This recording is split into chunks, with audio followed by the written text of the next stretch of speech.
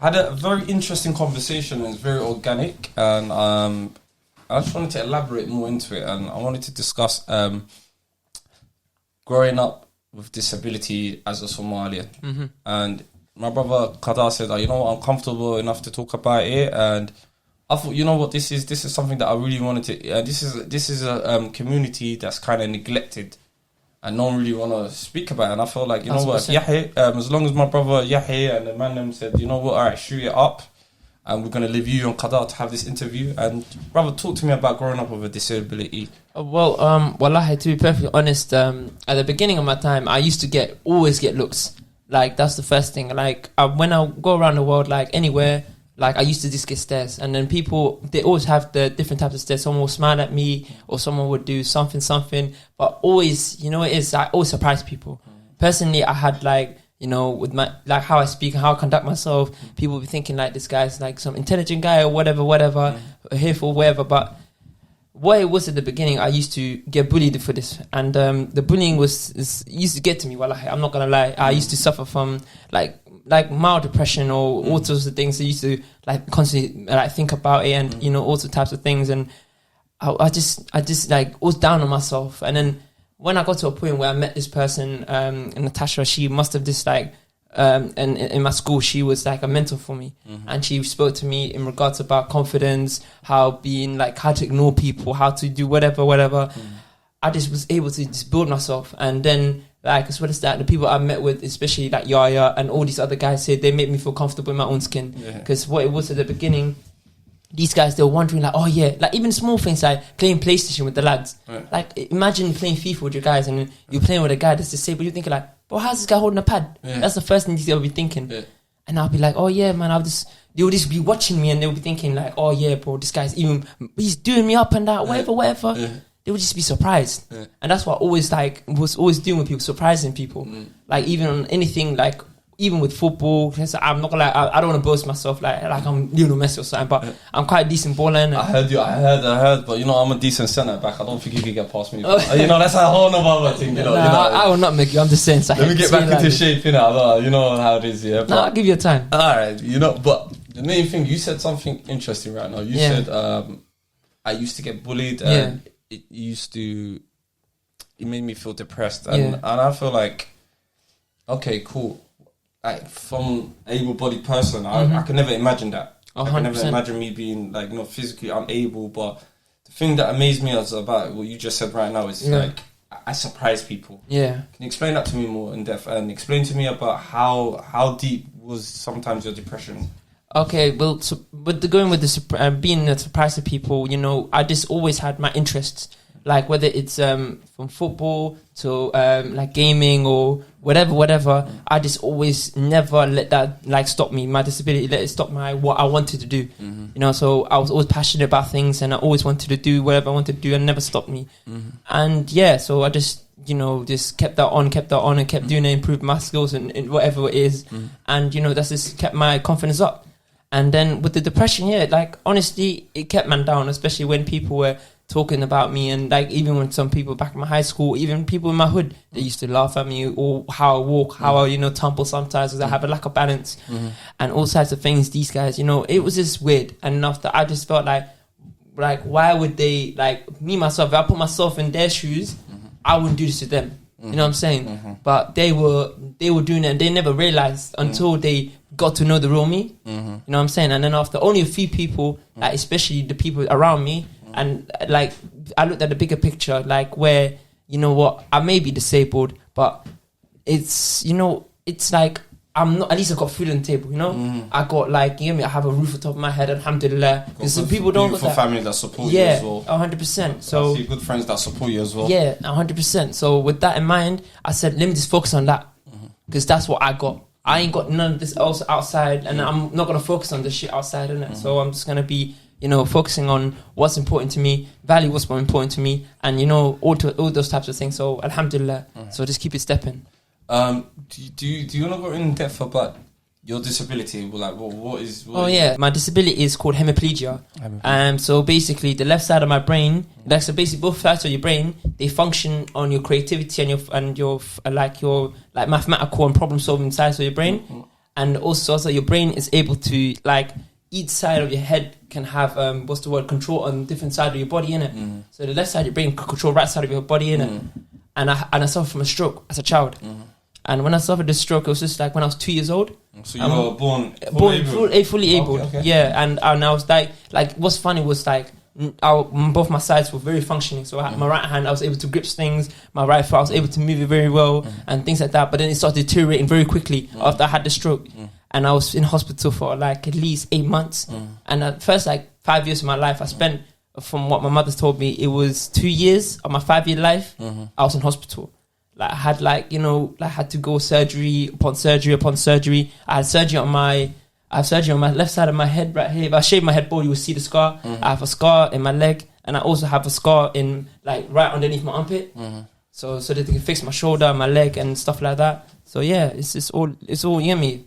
That's what it is right now. That's what I was diagnosed with. So right-sided hemiplegia, that's what it's called. Other question I had for you, overcoming things. Overcoming certain challenges. You did explain to it, like you got a brief into it, but I really wanted to touch on how is it for a young disabled Somali brother to overcome all the stereotypicals of, like, when someone sees you, like you said something, we had with the conversation we had earlier, it's like, if I go into work, first thing people see is my disability. Yeah. How does that make you feel? Oh, that makes me feel ashamed. Like why did they see that? They don't know me. Like, they know that's a disability. Like, get me? So, like, they should know me before they get to know what that outside is. You know what I'm saying? The interior is always more important than the exterior. Yes. You know what I'm saying? So, I'd always said to myself, like, with the other people, like, I would never judge a person, like, how they look until I get to know them, innit? Yes. So I wanted people to have that sort of, like, way of thinking about me. And those people are always, hold that dear to me. You know what I'm saying? Like, all of these people here right now, that's, like, in the pod and everything, and then my family members and other friends and that, they don't see me as disabled. You know what I'm saying? They see me as able. They see khadar. They don't see none of this. They don't see none of that else. And they see, like, oh, yeah, this guy is, it's just mandem. You know what I'm saying? Like, with me, it's like when I first saw the podcast, I did notice it because you were sitting here, you had the do-rag on, you had the jacket. Yeah. I didn't notice nothing till you put up your hand. Yeah. And then I was like, oh, okay. He's physical. I said, mashallah, this brother looks like he's confident, looks like he doesn't get to. So when I got to know you today, and it was amazing the way you salam to you, and I was like, what? And it's something, obviously, you can't miss it. No, you can't. And I was like, all right, cool. And then the more I got to know you today, the more you spoke, and then when we were in part in the podcast, you did pick it up. Yeah. And I thought to myself, you know what, Yahya, do you mind, I asked Yahya and the guys, do you mind if me and Qatar have a one-on-one and speak about this? And because I feel like your experiences can help a lot of viewers. Say if someone sees disabled or young brother or sister that's going through what you're going through, 100%. See something like this and says, you know what, look at this brother, footballer, loves to playing football, finish his degree, doing what he's doing. He's not letting this set him back. 100%. And I command you, I say kudos to you, and I see the way you're doing it with a smile, and it's infectious. I love the whole Fisherman podcast, and like, big up Yahya, big up Yardi, big up my brother Abdul Aziz as well. So. But at the same time, it's like, how I feel, it's like, this is a community that, it's forgotten about. And it's a taboo. It's a taboo sometimes, and sometimes addressing the elephant in the room is needed in our community 100%. To say, you know what, there's brothers and sisters that maybe not able, I'm that parent when you see them, but when you actually get to know them, it's amazing. I'm not gonna lie to you, and that's what I really wanted to have the one-on-one sort of conversation with 100 because I feel like we could, speaking about this, we could benefit a lot of brothers and sisters that actually might be going through a lack of confidence, might be going through depression. So what would be your best advice for our younger brothers and sisters? My thing is that think outside the box, because at the same time you may think this may be limiting you on anything physical, mental, whatever it is. I just say, you know what, just be grateful, as well as just think outside the box, because you may not have this, but if you're situated with a household that's supportive, and if you're situated in a household first and foremost, because like nobody, like look how many people out here that's normally able don't have a house. Like they're homeless. There's people out here that's in cold weather and things like that. Just look at the smaller things and be more appreciative to that. And that's once you have figured that out and understood that, okay, I got this and I got that, made people that's less misfortunate, they would understand, like, okay, I got way more than I actually think. And then from there, you just try to build your confidence. And then how you build your confidence is just try to like be passionate about what you love. Find those things, whether it's drawing, whether it's this, whether it's that, and then after just focus on that, be the best at your craft. And, with the football thing, for example, I always find so much solace and so much like calmness in football, And, with that, I used to like wanted, obviously every kid had like the dream of playing football, being part of the Premier League and that. I had that dream as well, but I realized so quickly, like, you know what, this is not going to happen for me. So I needed to focus on other things as well. So, like, my mother always told me, you may not be able to get like a physical job, like working, like how you work at construction and everything. Like, just focus on something that's going to be you're going to be sitting on a desk and stuff like that. So that's why I decided to pursue my degree in computing and everything. And, those things, those interests are always going to drive you forward. So let your interests drive you forward and then you can... Don't neglect your disability, because your disability can, my thing is I do stretches and I do physical like exercises to make sure that I'm not stiff and everything. And like cause there's days I wake up, my arms are stiff and my legs sometimes stiff, so I just do some stretches and I feel better. And so this, with that in mind, just keep your interest forward and put that on the table, and then just keep being your best at your craft. So that's all the advice I can give. I think you kind of summed it up well, and with me, I have to give kudos to you again. I have to. I appreciate that, my brother. And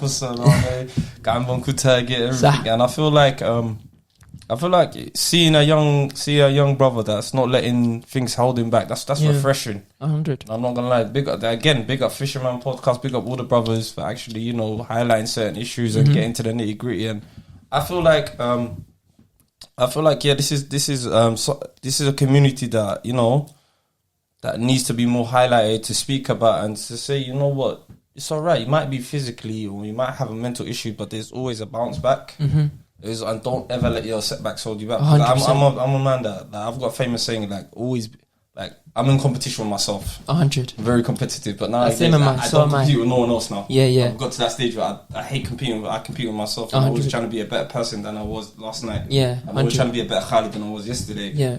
And for me, that's the type of ethos that, especially you see the young vulnerable children that and stuff like that, with the knife cam and stuff like that. That's what I always try to implement to them. And again, what would be... Like what was the most difficult parts of your life? Like what was difficult situations like you felt like, you know what, fuck it, like? No, the first thing was like not accepting that I'm different was the first thing, because like what it was like for me, I'd always thought I was like the same with everybody, and then until I realized, you know what, bro, I may be like in competition with everybody, but I am different and you have to accept it. And, I just said to myself, fuck it, it is what it is. I'm not going to like for me to be like this, you know what I'm saying? And so just be grateful of it, because, like, at the same time, there's, like, people that always have it worse. You know what I'm saying? Like, I may not be able to walk, like, I may be able to walk the same way as everyone else, or I'm not able to grab, like, heavy stuff like everyone else. Yeah, but there's some people that's blind. You know what I'm saying? Thank you. Some people are blind and deaf. And deaf, you know what I'm saying? So at least I'm able to see, like, for example, I went to a trip in Sheffield one time and I saw some place called Lake District. It's the most beautiful thing ever. And when I saw it, I just absorbed in, like, yo, alhamdulillah, I can see this, Yeah, so I have a family member that has, like, that suffers from, what do you call it, like visual problems.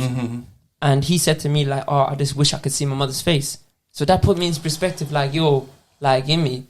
Awful. You know what I'm saying? So I just said to blessings and always say, alhamdulillah. Always say alhamdulillah. Even through bad times, this is what I think a lot of us, we forget, We forget to say alhamdulillah. We only say alhamdulillah on good times. Yeah. We forget to say alhamdulillah when we're going through our best. 100%. Because at the end of the day, we're always trying to look up to the person above us.